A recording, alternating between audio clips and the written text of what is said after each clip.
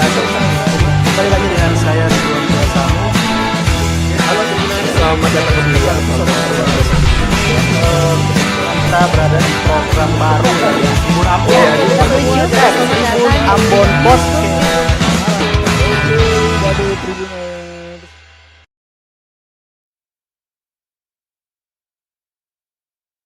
Halo, selamat sore Tribuners. Jumpa lagi bersama saya Jenderal, jurnalis tribunambon.com dalam acara kesayangan Anda sekalian, Tribun Ambon Podcast. Dan di saat ini Tribuners, menghitung hari lagi, tinggal 2-3 hari lagi kita akan tiba pada hari perayaan Natal. Untuk itu di saat ini kita akan membahas bersama dengan Pak Ketua Sinode GPM yang sudah hadir di studio Tribun Ambon, Pak Pendeta Elifas Mas Petela. Selamat sore Pak, gimana kabar? Selamat sore, jadi baik. Tribuners, selamat sore. Siap Pak. Ya Tribuners sekalian, kita akan membahas dengan topik yang sudah kita sounding sebelumnya untuk Anda sekalian, yakni merayakan harapan dan kelahiran Yesus bersama dengan Pak Ketua Sinode. Nah, Pak, sebelumnya kita mau tanya dulu nih Pak, arti Natal menurut ajaran GPM ini seperti apa Pak? Natal bagi gereja ya di seluruh dunia itu adalah peristiwa kelahiran Yesus sebagai manifestasi kedatangan Allah yang menjadi manusia. Jadi memang kita memahami Allah itu dalam dua esensi. Satu yang transenden adalah Allah yang mewahyukan firman-Nya kepada umat manusia ya lewat berbagai macam cara, termasuk melalui ciptaannya di alam semesta ini, yang menyatakan kuasanya pula melalui firman atau nubuat-nubuat yang dalam perjanjian lama itu biasa disampaikan oleh para nabi.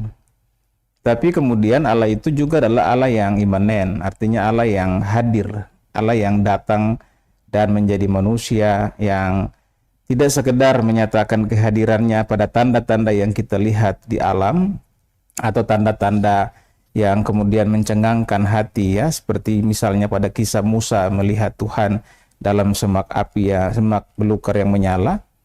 Tapi dia yang menjadi manusia, dan karena itu memilih untuk lahir sebagai seorang manusia melalui perawan suci Maria, dan karena itu menjalani proses itu sebagai juga seorang manusia sampai lahir ke tengah-tengah dunia. Nah, karena itu sejatinya Natal itu adalah peristiwa iman sebagai Tuhan yang merayakan ya kedatangan Tuhan yang menjadi manusia. Jadi dia ada di dalam dunia, seperti dalam Injil Yohanes bahwa dia adalah firman yang kemudian sudah bersama-sama dengan Allah sejak dahulunya, tapi firman yang menjadi manusia dan kemudian yang diam di antara kita. Jadi dia ada di tengah-tengah dunia dalam sejarah dunia itu sendiri. Itu Natal dalam iman kita. Nah, di dalam tahun ini sendiri Pak, tema Natal yang diangkat oleh Sinode itu seperti apa dan maknanya bagi di tahun ini Pak? Karena itu bagi GPM tahun ini kita merayakan Natal di dalam tema kami datang untuk menyembah Yesus Sang Raja. Ada beberapa aspek teologis tapi juga sosioteologis yang mau kita kedepankan ya, sekaligus sebagai semacam insight iman spiritual kepada warga gereja dalam merayakan Natal di tahun 2023. Yang pertama itu adalah bahwa Tuhan telah berjumpa dengan manusia melalui kelahiran Yesus. Karena itu kita yang harus datang dan menjumpainya. Jadi karena itu frasa kami datang mengajak seluruh warga jemaat, warga gereja untuk datang dan berjumpa dengan Tuhan yang sudah datang dan sudah menjadi manusia. Di mana kita bisa menjumpainya? Kita bisa menjumpainya di dalam hidup sesama. Ya, apalagi tahun 2023 ini kan kita harus sadar bahwa dalam rangkaian kesulitan-kesulitan yang kita alami di beberapa tahun yang silam, ya katakanlah akibat gempa bumi di tahun 2019, pandemi COVID di 2020 sampai dengan 2022 tanda petik misalnya, ada banyak ya orang yang kemudian mengalami kesulitan hidup. Benar. Entah itu kemiskinan, ya, entah itu orang-orang yang sakit, orang-orang yang trauma oleh karena beban-beban hidupnya, ya juga di tengah himpitan ekonomi dewasa ini. Artinya ada banyak kelompok rentan yang ada di tengah-tengah masyarakat kita saat ini. Sebagai akibat ya dari penderitaan panjang yang kita alami secara bersama-sama.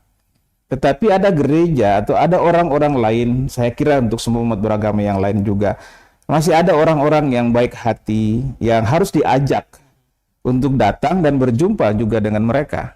Makanya rumusan kami datang untuk menyembah Yesus Sang Raja itu mengarahkan umat untuk melihat Yesus yang memerintah di dalam hidup orang-orang lemah, di dalam hidup orang-orang miskin. Dia ada di situ. Karena itu dia mengundang kita datang ke sana, atau kita harus merasa terdorong untuk datang ke sana menyembahnya sambil membawa persembahan syukur atau persembahan kasih kita diberikan ya kepada mereka itu sebagai wujud kita mempersembahkan yang terbaik kepada Tuhan. Sebab kelahiran Yesus di Palungan itu kan Allah menempatkan dirinya pada titik yang paling rendah dalam hidup manusia, sebab tujuannya datang ke dunia ini kan untuk menghapus dosa umat manusia. Dosa itu memposisikan manusia pada titik yang paling rendah. Nah, Palungan itu adalah representasi dari hidup manusia pada titik yang paling rendah, dan Tuhan ada di situ. Sehingga di tahun ini lewat tema Natal tadi, imperatifnya adalah Allah memerintah di antara mereka yang lemah, yang terbatas, dan karena itu kita yang harus datang berjumpa dengan mereka di situ, sebab disitulah kita berjumpa dengan Allah dan menyembah Dia. Baik, Pak. Nah, kalau misalnya kita menilik kembali sejarah zaman kelahiran Tuhan Yesus, nah itu dari secara ajaran gereja itu alasan apa sehingga Yesus harus dilahirkan di kandang domba itu? Yohanes 3:16 itu mengatakan bahwa karena begitu besar kasih Allah akan dunia ini, sehingga Ia mengaruniakan anaknya yang tunggal, supaya setiap orang yang percaya kepadanya tidak binasa, melainkan beroleh hidup yang kekal. Motivasi itu yang membuat secara teologis Allah bukan cuma sekedar bebas memilih di mana, tapi memang Allah mewujudkan dirinya seperti yang saya katakan tadi di dalam situasi atau kondisi umat yang paling rendah, untuk menegaskan bahwa ada proses pembaruan atau ada proses pemulihan yang akan dikerjakan oleh Allah sendiri melalui kelahiran Yesus. Jadi karena itu misalnya ya, ketika para Majus dalam cerita Alkitab melihat tanda bintang itu sebagai tanda bahwa ada seorang raja yang baru lahir, asumsi banyak orang kan pasti juga asumsi kita, itu berarti tempatnya adalah istana. Dan makanya dalam Injil Matius misalnya ketika mereka tiba di istana Herodes, secara umum sebenarnya itu tempat yang paling tepat untuk lahirnya seorang raja. Tapi menurut Tuhan dalam penglihatan itu bukan di situ tempatnya.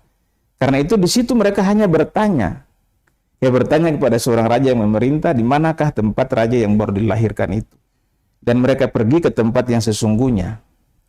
Artinya bahwa kebenaran Allah itu adalah sesuatu yang tidak bisa kemudian ada hanya kepada atau hanya di tempat-tempat yang lazim kita anggap sebagai tempat yang layak. Kebenaran Allah itu kan bukan sebuah definisi, tetapi kebenaran Allah itu, saya selalu bilang, kebenaran Allah itu adalah kebenaran yang berpribadi di dalam Yesus. Karena itu ketika Dia ada di tempat manapun, di situ ada kebenaran Allah. Maksud saya begini, Palungan itu adalah Allah mempresentasikan kebenarannya. Kebenaran bahwa Ia datang oleh karena kasih itu untuk menyelamatkan orang-orang yang lemah, orang-orang yang berdosa. Dan tidak ada satu apapun yang dapat menghalanginya, yang dapat membatasinya. Karena memang tujuannya adalah untuk memulihkan relasi, memulihkan hidup umat manusia, supaya kita kembali menemukan citra kita yang sesungguhnya sebagai umat yang kudus. Baik, Pak. Sekarang dalam kondisi di tengah situasi konflik sekarang di Timur Tengah, di Israel Palestina. Nah itu bagaimana sih Pak melihat kondisi itu, misalnya analoginya misalnya Yesus lahir pada kondisi konflik seperti itu, Pak? Faktualnya per hari ini yang kita ikuti media bahwa orang-orang di Bethlehem merayakan Natal tahun 2023 dengan tidak menyalakan lampu ya di dalam situasi yang gelap gulita mungkin seperti malam kudus di waktu Yesus lahir. Apakah ini bagian dari pengulangan sebuah sejarah? Pada suasana tertentu sebagai orang Kristen, kita harus kemudian mengakui dan merefleksikan bahwa Yesus datang memang di dalam situasi dunia yang porak-poranda seperti itu. Dan karena itu, malam kudus itu adalah sebuah malam perenungan yang sangat agung, sebab hanya dengan begitu kita bisa melihat kehadiran Allah yang mau menyelamatkan kita semua, dan kita belajar dari situ untuk menghentikan amarah, menghentikan dendam, ya. Sebab itu sebenarnya dalam situasi seperti ini, saya tidak melihat konflik Israel-Palestina itu dalam kacamata politik atau apapun, tapi ada pesan yang kuat kepada kita bahwa kalau misalnya saudara-saudara kita di Bethlehem merayakan Natal dalam kondisi seperti itu saat ini, tugas kita adalah menghadirkan damai yang sejati itu. Damai yang benar-benar terjadi di malam Natal, di malam ketika Yesus lahir. Ya, suasana malam yang kudus, suasana malam yang teduh, suasana hati Maria yang tenang, hati Yusuf yang tenang, suasana hati para gembala yang diliputi dengan sukacita, atau suasana hati orang-orang Majus yang juga dengan sangat sukacita dan rendah hati mempersembahkan apa yang terbaik dari mereka. Suasana itu akan mampu mengubah dunia, suasana itu akan mampu menghadirkan damai yang sejati. Dan itu harus menjadi doa Natal kita semua di tahun ini, supaya berhentilah seluruh pertikaian ini, ya, sebab saya kira kita punya pelajaran juga ya, kita pernah belajar dari situasi seperti itu, bahwa memang tidak ada untung apapun. Ya. Sebaliknya damai itu membukakan beribu-ribu pintu baru untuk masuk ke dalam suasana yang hidup dengan sukacita. Baik, Pak. Nah, ini kalau misalnya gini, Pak, artinya dalam memaknai perayaan Natal di tahun ini, bagaimana seharusnya umat Kristen, terutama di Maluku, di Kota Ambon ini bersikap? Maknailah Natal sebagai orang percaya yang ada di Indonesia, sebagai orang Kristen yang ada di Indonesia, sebagai orang Kristen yang ada di Maluku. Saya harus selalu mengatakan bahwa kita sudah bersama-sama melampaui atau melewati suatu masa yang sangat berat. Dan kita mampu melampauinya ketika kita dengan sadar sendiri menghidupkan kembali persaudaraan kita. Artinya ada nilai-nilai yang luhur yang ditanamkan di dalam hidup kita di sini, dalam budaya kita, dan kita menemukan nilai-nilai yang luhur itu untuk membangun kembali. Makanya event agama apapun, termasuk Natal, harus memperkokoh fondasi nilai-nilai itu. Sebab saya percaya itu juga yang dikehendaki Tuhan dengan datang dan menjadi manusia. Dia mau supaya kita hidup dalam kasih, kita hidup di dalam damai. Dia mau mengeratkan kembali hubungan. Ya, dia mengajak kemudian kita untuk peduli kepada orang-orang yang lemah. Coba kita bayangkan ya, kalau misalnya dulu kita tidak saling peduli satu dengan lain, tidak saling membantu bahkan lintas agama sampai dengan hari ini. Dalam situasi pandemi COVID, betapa kita bisa saling membantu tanpa melihat sekat. Dan nilai-nilai itu yang harus kemudian kita hidupkan juga sebagai bagian dari nilai Natal, ya, atau ya syukur nanti saudara-saudara yang beragama lain menjalani masa-masa di hari raya mereka. Itu nilai-nilai keagamaan yang memang harus kita tanamkan menjadi sebuah nilai yang universal. Di beberapa kesempatan malah saya mengatakan, siapa bilang puasa Ramadan itu adalah milik orang Islam? Tidak, itu milik kami juga. Sama juga, Natal itu adalah milik saudara-saudara yang Muslim, saudara-saudara umat beragama yang lain, karena kita menghidupi di dalam masa-masa itu suatu nilai yang sama. Baik, Pak.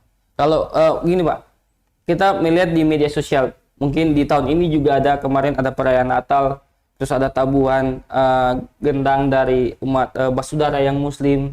Kemudian di beberapa waktu lalu juga saat Lebaran juga, saat sholat Id juga, yang Kristen juga membantu untuk mengatur lalu lintas. Nah, ini melihat kondisi toleransi di Kota Ambon dan juga sebagai City of Peace, ini bagaimana pandangan Bapak? Kalau kita jujur ya, kolaborasi rebana atau hadrat dengan trompet, toto buang, kolaborasi remaja masjid misalnya dalam menjaga keamanan di masa Natal dan Tahun Baru, kolaborasi rekan-rekan AMGPM dalam partisipasi pada misalnya malam takbiran sampai dengan sholat Id. Di awal sekali itu muncul secara spontan. Tanpa direkayasa, dia muncul secara spontan dan spontanitas itu yang kemudian hidup sampai saat ini.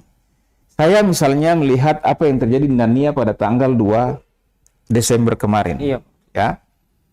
Saya bertanya kepada mereka di sana, kepada ketua majelis jemaat, rekan-rekan majelis jemaat, itu lahir dari spontanitas teman-teman remaja dan pemuda.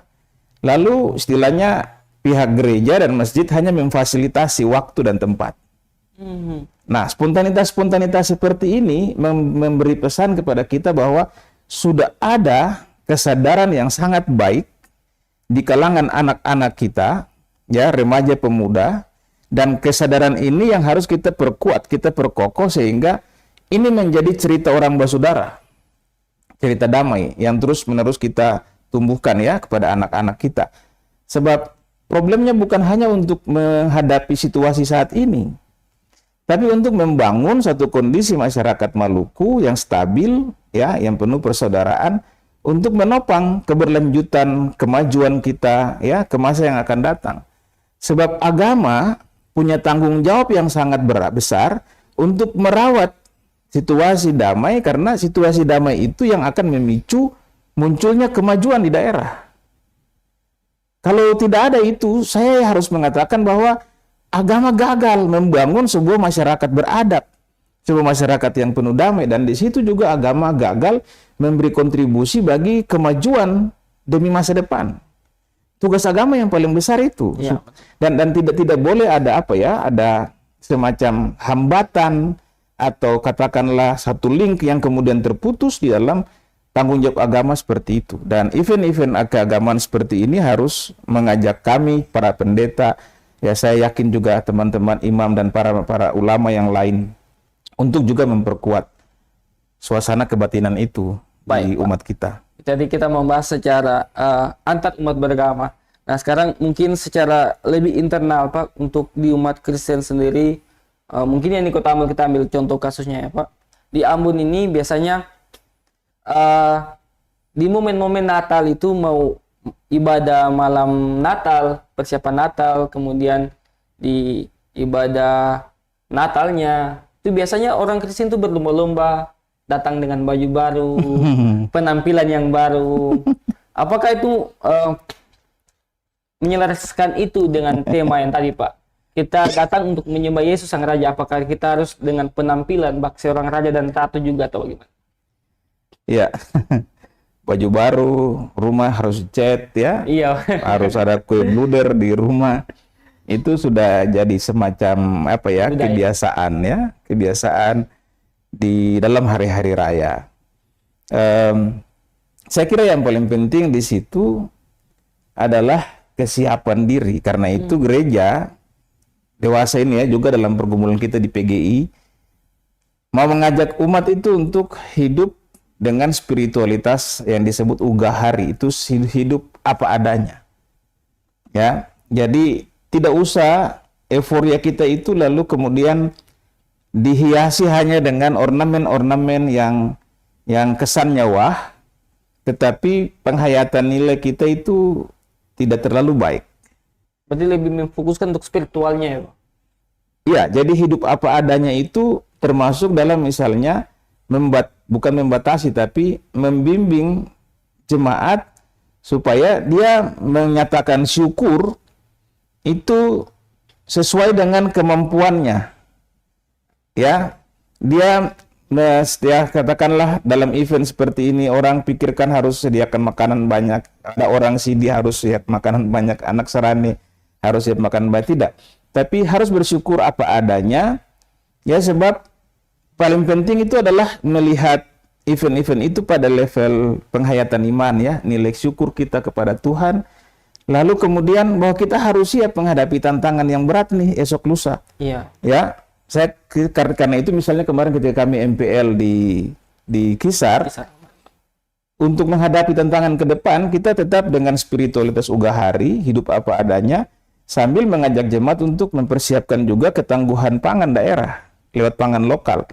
Ya, sebab ke depan ini kita akan berhadapan dengan situasi ekonomi yang cukup sulit, dan karena itu kita yang harus lebih awal ya mempersiapkan diri. Makanya tren-tren budaya ya atau kebiasaan-kebiasaan seperti tadi itu ya dalam tanda kutip harus kita renungkan kembali ya, sebab mungkin jauh lebih penting adalah kita bersekutu di dalam ibadah. Karena itu bagi GPM ini kan yang penting masuk gereja itu dengan baju neces ya, malah mungkin dengan busana liturgi kita yang hitam putih, kebaya hitam itu mungkin jauh lebih baik ya, ketimbang ya itu menjadi tempat untuk kita fashion ya. Iya sih.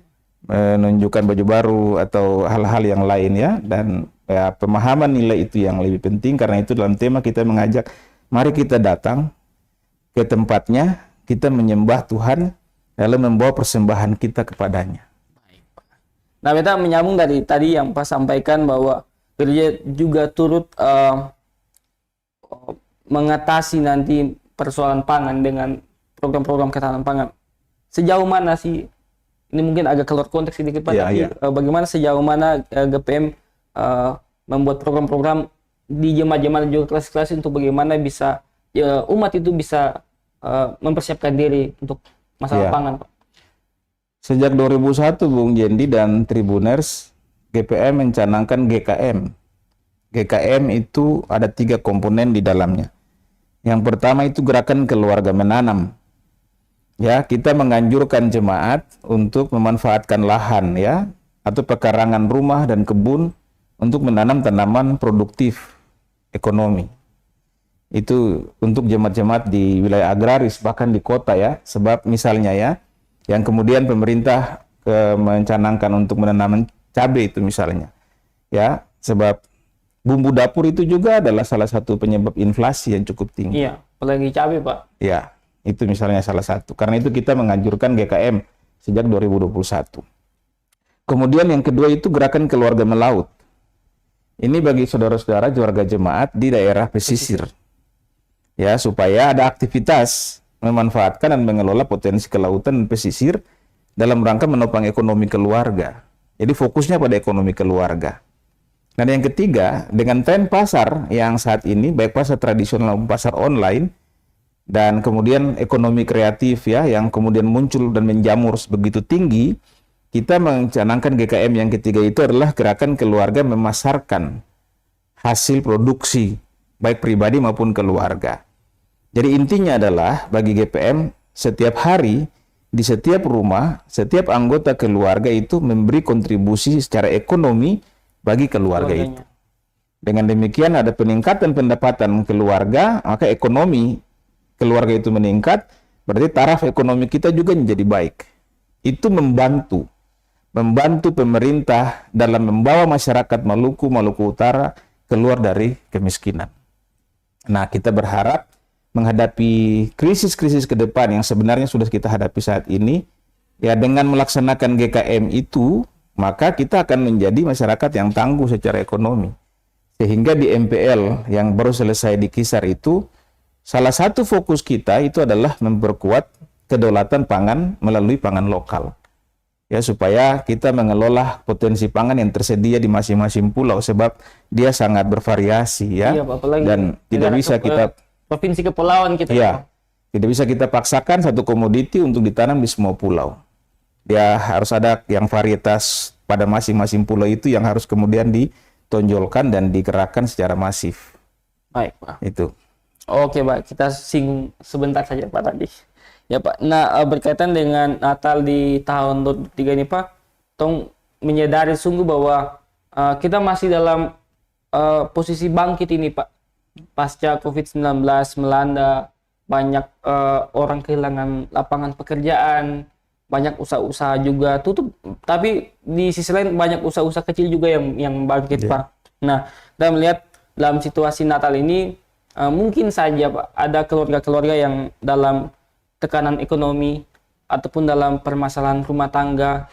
Nah, bagaimana himbauan dari Pak untuk bagaimana umat-umat yang dalam kondisi tertekan ini mereka bisa memaknai dan bisa melewati Natal ini dengan baik, Pak? Diakonia gereja itu salah satu jawaban ya untuk situasi itu. Karena itu dengan tema Natal kami datang untuk menyembah Kristus Sang Raja itu, kita bermaksud juga untuk mendorong warga jemaat melaksanakan secara intensif diakonia. Ada kelompok-kelompok yang harus kita layani di dalam masyarakat ya. Natal Sinode kemarin misalnya, kami fokus kepada kelompok inklusi, yaitu saudara-saudara kita atau anak-anak kita yang difabel, kemudian anak yang hidup dengan saudara yang HIV/AIDS. Jadi kita fokus pada kelompok-kelompok inklusi seperti itu, ya. Dan kita berharap di jemaat-jemaat semuanya aktivitas ini yang kemudian dijalankan bukan cuma untuk menciptakan semacam rasa ketergantungan, tetapi memang gereja terpanggil untuk menjawab persoalan kemiskinan, persoalan orang lapar, orang haus, orang telanjang, orang sakit, orang di dalam penjara. Panggilan gereja memang sudah harus mengarah ke situ. Jadi dia bisa berlangsung secara karitatif yang masih kita selalu menjalankan, tapi juga bisa berlangsung secara transformatif, ya, memberi semangat, memberi peluang baru, ya, untuk mereka bisa bekerja. Yang misalnya saya cerita kami bersama-sama dengan Yayasan Hunimeku, itu kita mendorong saudara yang hidup dengan HIV/AIDS untuk kemudian bisa melakukan aktivitas ekonomi, tapi anak-anak mereka juga untuk mendapatkan jaminan pendidikan. Ya, selain tentu pengobatan ya untuk kesehatan. Jadi fokus pada kelompok inklusi lewat diakonia gereja, itu yang kita harapkan dilakukan supaya saudara-saudara kita kelompok rentan itu benar-benar bisa terlayani dengan baik. Saya kira itu makna kehadiran Tuhan. Kalau untuk yang mungkin permasalahan keluarga mungkin Pak, mungkin ada wejangan-wejangan yang mau disampaikan. Iya. Ada banyak keluarga yang hidup juga dengan trauma ya. Saya kira dengan ya hubungan-hubungan yang retak, komunikasi yang sudah tidak akrab lagi di antara suami istri, orang tua dan anak-anak. Ya, kita berharap melalui Natal ini ada refleksi balik ya untuk benar-benar membuka hati, merendahkan hati, menyelesaikan semua masalah, sebab tidak ada masalah yang tidak terselesaikan. Kalau kita jauh, bagaimana kita membangun komunikasi yang membangun? Sebab Tuhan juga tidak mau jauh dari umat manusia melalui Natal. Ya, dia tidak lagi mau menjadi Allah yang transenden, tapi dia menjadi Allah yang imanen. Karena itu dia datang untuk menjadi sama dengan manusia. Supaya dengan menjadi sama itulah dia memahami realitas hidup kita, sehingga tindakan penyelamatannya itu benar-benar adalah sesuatu yang menjawab problem kita dewasa ini. Jadi ya, bagi keluarga-keluarga yang jauh terpisah ya oleh karena komunikasi yang terganggu, ada ancaman-ancaman keretakan macam-macam, mendekatlah, ya, berbaliklah, pulanglah ke rumah, ya, ke istri, ke suami, ke anak-anak, bangun komunikasi yang baik lagi, yang saling mengampuni, saling memaafkan, supaya kita menjadi keluarga yang utuh. Baik. Nah, di momen Natal ini juga sih benar sih Pak Pendeta, kita bersamaan dengan momen kampanye. Ramai sekali. Jadi selain pohon Natal dan lampu-lampu Natal di sepanjang jalan, itu ada juga baliho-baliho yang ada juga Pak. Ini dalam pandangan Kristen melihat politik ini seperti apa Pak? Ada beberapa podcast saya isi juga ya tentang itu. Kemarin kami sudah launching juga pesan damai pemilu, pesan pemilu damai. Saya kira Tribuners paham lah ya, kalau sudah ada baliho-baliho di samping pohon Natal atau di seputaran sekitar ya, sebab tidak boleh di dalam halaman gereja ya, sesuai dengan ketentuan peraturan yang ada. Ya silakanlah Tribuners mengarahkan pilihan pada siapa itu hak kita sebagai warga negara. Kepada semua kontestan pun kami berharap supaya memberi edukasi demokrasi yang baik. Ya, saya tahu bahwa siapapun yang sekarang menjadi calon itu tahu bahwa dia pasti jadi. Ya, tapi berilah edukasi yang baik kepada semua masyarakat dengan membangun pemilu damai itu sendiri. Iya. Ya, pemilu damai itu kan pemilu tanpa pemilu itu kan ada persaingan itu automatically ya, tapi pemilu damai itu adalah pemilu tanpa ketersinggungan, pemilu tanpa konflik, ya, pemilu yang sebaliknya bisa merekatkan relasi. Ya, dalam bersaing itu ya harus merekatkan relasi. Memang ini antitesa di antara sesuatu dengan yang lain, tapi itu yang harus kita lakukan sebagai warga negara yang dewasa. Pemilu damai itu pemilu yang jujur juga. Pemilu jujur itu berarti anti politik uang. Ya, sebab harga diri kita itu lebih tinggi daripada uang. Harga diri masyarakat Indonesia itu jauh lebih tinggi dari uang karena kemerdekaan yang kita hidupi ini adalah berkat rahmat Tuhan. Jadi itu jauh lebih tinggi nilainya. Pemilu damai itu juga adalah pemilu yang tanpa hoax, tanpa black campaign, ya. Karena itu pemilu yang apa adanya, kita jalani apa adanya. Para kontestan menjalani apa adanya, ya. Kami sebagai masyarakat juga menjalani apa adanya, dalam kondisi apa adanya. Tapi kita menginginkan hasil yang berkualitas. Ya, hasil yang berkualitas, karena itu tidak boleh ada warga gereja yang golput. Iya, Pak. Ya, harus memilih. Harus gunakan hak demokrasinya. Harus. Mungkin. Karena kita ingin hasilnya adalah hasil berkualitas, sehingga pembangunan ke depan itu pembangunan yang berkualitas, pemerintahan yang terbentuk itu pemerintahan yang berkualitas, demokrasi ini menjadi demokrasi yang berkualitas. Demokrasi yang berkualitas itu kan jawaban doa kita. Iya. Ya, kan tiap hari di gereja itu kan kita mendoakan bangsa, negara, pemerintah. Malah ada formulirnya yang misalnya pemerintah pusat, daerah, provinsi, kota, kabupaten, sampai dengan RT RW. RT RW, betul, Pak. Ya kan? Karena itu kita menginginkan kemajuan. Itu doa. Itu doa. Karena itu tugas kita adalah menjalani pemilu yang pemilu damai supaya hasilnya berkualitas sebagai jawaban atas doa kita. Nah, ini pasti belum, nanti kita tutup, Pak. Mungkin bisa diceritakan dulu, kemarin kan ada penabisan pendeta baru itu. Bagaimana itu, Pak, posisinya kemarin, berapa yang ditabiskan? Kami bersyukur ya, Bung Jendi dan Tribuners, bahwa dalam tugas-tugas bergereja ini kita butuh memang sumber daya pelayan yang handal. Ya, karena itu kami baru menabiskan 51 pendeta baru. Mereka ini menjalani kevikariatannya 1 tahun di berbagai klasis ya, 34 klasis di GPM. Dan memang kita menabiskan mereka ini karena ya di satu sisi sudah selesai dengan masa kevikariatan, tapi ada kebutuhan penambahan pendeta ya, karena ada yang pensiun di awal tahun besok ini, ada yang pensiun dan kita harus menempatkan pendeta sebab jemaat-jemaat ini sudah tidak boleh istilahnya kosong tanpa ada gembalanya. Ya, gereja harus mengutus lagi gembala-gembala yang baru untuk membimbing umat-umatnya yang ada di sana supaya mereka bisa mengalami peningkatan kualitas spiritual, iman, tapi juga kualitas hidup. Ya, apalagi tantangan kita kan kompleks. Karena itu kami berharap dengan penabisan itu, nanti prosesnya akan kita jalankan terus untuk membimbing rekan-rekan pendeta baru ini sebelum penugasan atau pengutusan ke jemaat. Ditambah lagi nanti tanggal 7 Januari. Awal tahun nanti. Itu awal tahun akan ada lagi 1 gelombang yang ditabis sebab ada kebutuhan ya untuk penempatan pendeta baru di tahun 2024. Jadi ya semoga dengan kehadiran mereka kehidupan beragama kita di Maluku Utara juga bisa semakin berkembang ya, sebab jemaat-jemaat kita juga kan ada di wilayah-wilayah heterogen dan tanggung jawab kita adalah juga untuk membina kebersamaan dengan semua umat beragama yang lain. Baik, Pak, terakhir, Pak, mungkin harapan serta doa bagi umat Kristen di Maluku ini, Pak. Harapan kami yang pertama adalah supaya Natal ini benar-benar memberi kepada kita damai yang sejati. Karena itu, mari kita ramaikan rumah gereja dalam ibadah Adventus sampai dengan perayaan Natal. Lalu semarakanlah rumah-rumah kita sendiri dengan ibadah.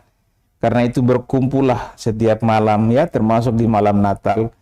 Wujudkanlah euforia dan sukacita Natal itu di rumah atau di lingkungan tempat tinggal kita, ketimbang konvoi di jalan raya yang bisa menimbulkan efek yang tidak kita harapkan.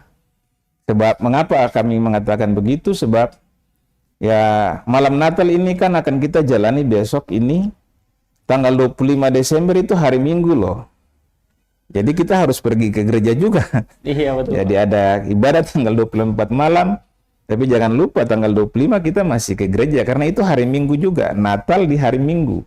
Ya, jadi ramaikanlah rumah-rumah ibadah, rumah-rumah kita dengan ibadah kita keluarga, wujudkan euforia di situ saja ya, di dalam rumah. Dan kita berdoa supaya Natal ini memberi kepada kita semangat baru untuk membangun kehidupan yang baru sebagai warga gereja, sebagai umat beragama, sebagai orang-orang Maluku, tapi juga kehidupan baru sebagai warga bangsa yang karena itu punya membangun komitmen yang kuat untuk